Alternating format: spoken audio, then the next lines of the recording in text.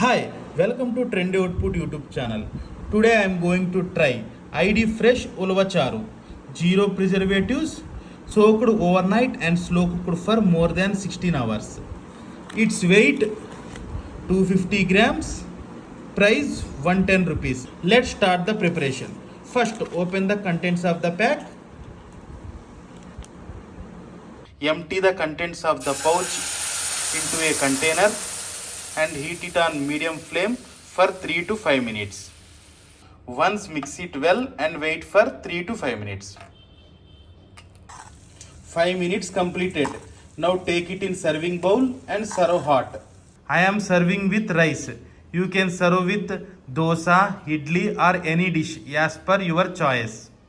Now let's see the taste.